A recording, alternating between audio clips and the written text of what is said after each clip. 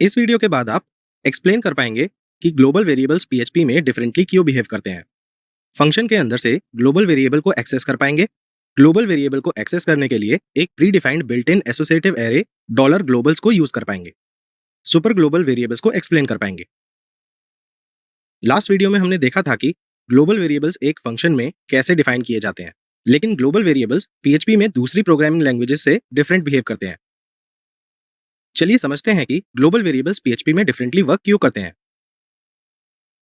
Global variable को define करने के लिए हम फिर से सेम वही कोड यूज करेंगे जो हमने पहले भी यूज किया था। आप एज्यूम करिए कि ये पीस ऑफ कोड बहुत लॉन्ग है और इसे आपकी टीम के किसी दूसरे मेंबर ने लिखा है। इस कोड में आपके टीम मेंबर ने एक ग्लोबल वेरिएबल एबीसी को डिक्लेयर किया है और आपको इसके बारे में नहीं पता है। अब जब हम कोड लिख रहे थे तो हमने पहले फंक्शन ए को डिफाइन किया था और अननोइंगली हमने सेम वेरिएबल नेम को भी डिफाइन किया था।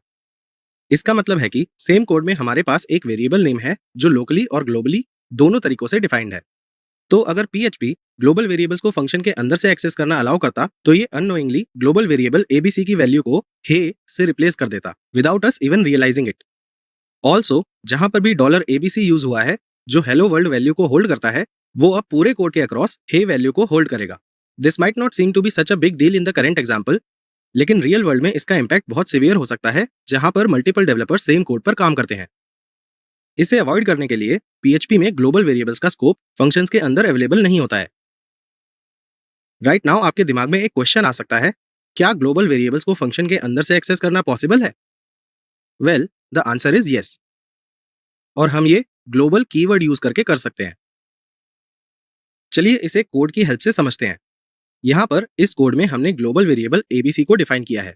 इस ग्लोबल वेरिएबल को फंक्शन के अंदर से यूज करने के लिए हम ग्लोबल कीवर्ड को यूज करते हैं और उसके बाद वेरिएबल नेम आता है लाइक दिस।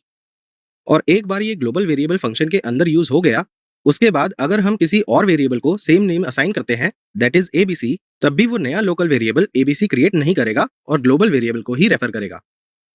तो यहाँ पर फंक्शन ए में ग्लोबल वेरिएबल एबीसी की वैल्यू हे से रिप्लेस हो जाएगी और ये प्रिंट स्टेटमेंट भी वेरिएबल की वैल्यू को एज हे ही प्रिंट करेगा। तो हमारी अंडरस्टैंडिंग के अकॉर्डिंग प्रोग्राम को हे 2 बार प्रिंट करना चाहिए।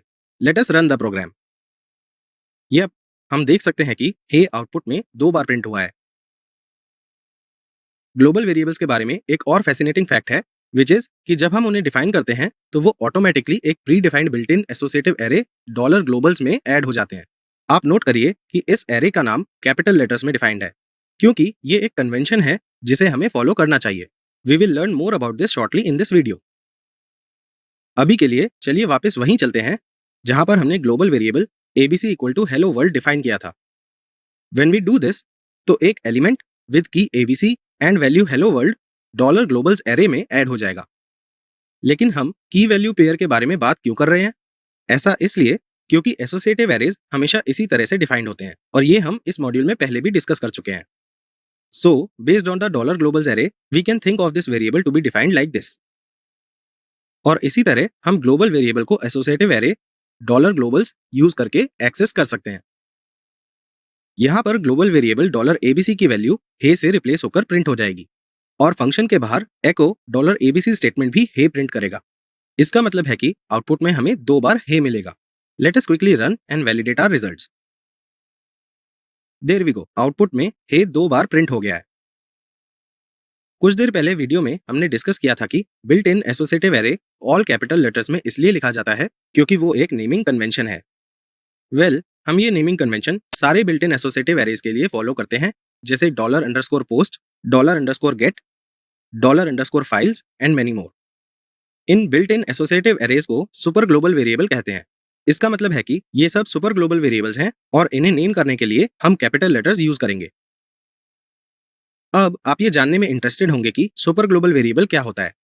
सुपर ग्लोबल वेरिएबल एक ऐसा वेरिएबल होता है जो सारे स्कोप्स में अवेलेबल होता है, जिसका मतलब है कि हम उसे कहीं से भी एक्सेस कर सकते हैं, फंक्शन के बाहर से या फिर फंक्शन के अंदर से भी। There are a few things that are associated with them. पहली ये कि हर एक सुपर ग्लोबल वेरिएबल का एक स्पेसिफिक पर्पस होता है। नेक्स्ट, ये बिल्ट इन होते हैं and there is no way we can define them on our own, although हम इन्हें मॉडिफाई कर सकते हैं। नेक्स्ट, ये हमेशा एसोसिएटिव एरे के फॉर्म में होते हैं। लास्टली, ये कैपिटल लेटर्स में नेम्ड होते हैं as a convention. We will learn more about them in our upcoming topics. With this, we have come to the end of this video. Hope you are having a great learning experience.